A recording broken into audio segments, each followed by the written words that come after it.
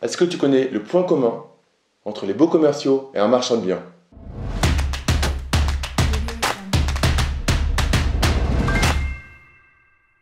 Yo les esprits gagnants, c'est Damien. Avant de commencer cette vidéo, je t'invite à récupérer notre formation sur la simplification du droit et la fiscalité. Donc tu trouveras le lien dans la description de la vidéo, tu mets juste ton prénom et ton email et on te l'envoie.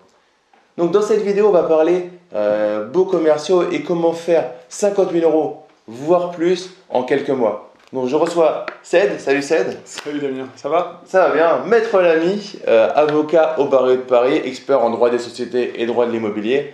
Donc j'ai invité sur ma chaîne pour nous parler, nous donner quelques exemples, quelques magies. Parce que nous, on connaît une stratégie qui nous permet de gagner de l'argent très rapidement, c'est la partie marchand de biens.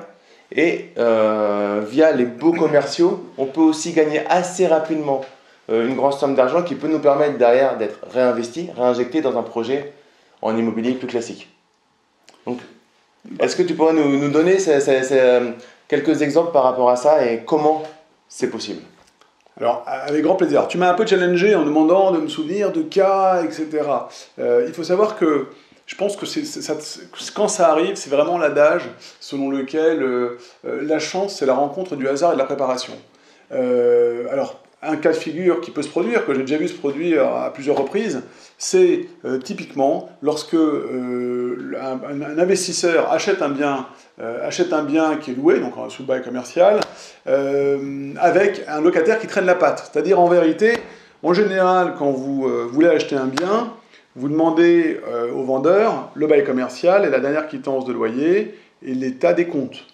En général, si on a des retards de loyer, des arriérés, la plupart des investisseurs fuient. Ils disent voilà, je ne veux pas aller dans les galères, ça va être compliqué, il y a du retard, il y a un mauvais payeur, etc. Il m'est arrivé de voir des clients qui font exactement le contraire et qui sont allés dans des deals comme ça.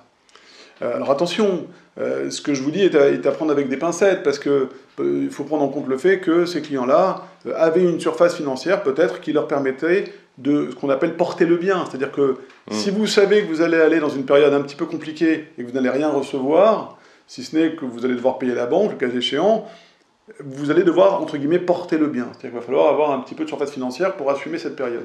Il n'en demeure pas moins que, dans le cas dont je vous parle, il est possible, il est au contraire, il devient assez facile et aisé d'entamer une procédure contre le locataire défaillant, dès qu'on a acquis la propriété du bien, pour aller vers une expulsion.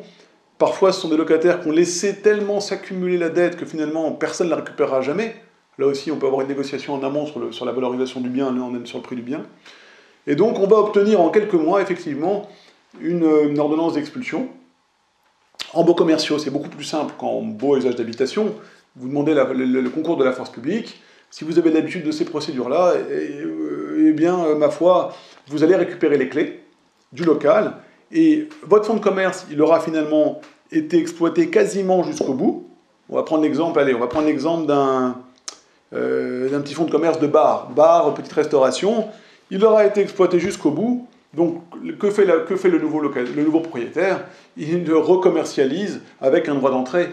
Un droit d'entrée s'il recommercialise un fonds de commerce qui valait 100 000 euros, 200 000 euros et plus, et qui recommercialise avec un droit d'entrée de 50 000 euros et un loyer qui correspond à peu près au marché, il le trouvera très rapidement, et c'est déjà arrivé, quelqu'un qui paiera 50 000 euros.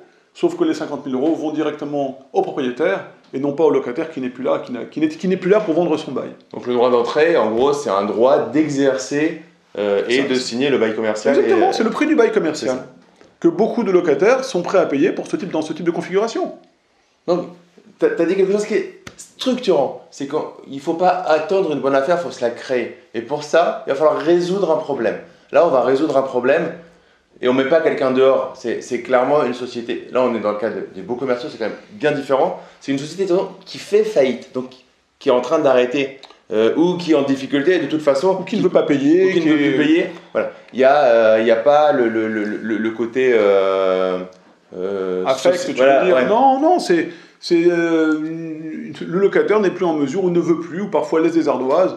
En vérité, tout ça est un autre débat, les causes. Mais toujours est-il que c'est vrai qu'on peut, par rapport à ce que tu dis, les bonnes affaires, je les ai souvent vues chez des investisseurs qui avaient une approche disruptive, qui avaient une approche disruptive, en décalage avec ce qu'on fait habituellement, mais avec de l'expérience, un certain sens du risque et de l'artistique, et aussi en étant bien conseillé. Accompagné. Donc, c'est très important ce que tu dis, et c'est quelque chose qui est important dans l'investissement immobilier qu'on veut faire, parce qu'on veut faire partie des 1% des investisseurs qui font des choses rentables, se faire accompagner, se former, et faire les choses en maîtrisant ce paramètre, ce facteur risque, pour le diminuer au maximum. Maintenant, il n'y a pas à se mentir, il y a un facteur risque, il faut juste comprendre. Moi, ce que je dis souvent, c'est qu'il faut comprendre les risques que tu prends. Exactement, c'est fondamental. J'ai eu il y a quelque temps le cas d'une personne qui est venue me voir pour ce type de bien, et en fait, on n'arrivait même pas à obtenir du vendeur les pièces qui permettaient d'analyser la situation. C'est-à-dire que ne serait-ce que obtenir la communication des pièces basiques, telles que le bail commercial signé, l'historique des procédures avec le locataire parce qu'ils étaient en procédure, et les quittances, on n'arrivait pas. Donc on s'est dit, bon, là on n'a aucune visibilité, ce serait même pas de la folie, ce serait de l'inconscience en fait, parce que pour le coup c'est pile ou face. Là c'est un no-go là. C'est un no-go avec une zone de risque qui augmente à chaque fois qu'on prend du retard dans la récupération des pièces. Très bien, merci. C'est vrai qu'on a fait le tour du coup de ce sujet-là. Donc si vous faites 50 000 €, voire plus, tu sais comment faire, va résoudre un problème au niveau d'un local commercial et tu pourras rapidement te faire de la trésorerie. Donc merci à toi, Ced. Avec grand plaisir. Merci à très vite sur la chaîne. À très bientôt, quand tu veux. Donc si tu as aimé cette vidéo, en tout cas, mets-nous un gros like, partage-la, mets-nous en commentaire. Si tu as des questions par rapport aux beaux commerciaux, on se fera un plaisir d'y répondre. Et abonne-toi à la chaîne YouTube, tu connais tout ça. Et surtout, ne reste pas un consommateur, mais passe à l'action, deviens un producteur. Je te dis à très vite pour une prochaine vidéo. Ciao!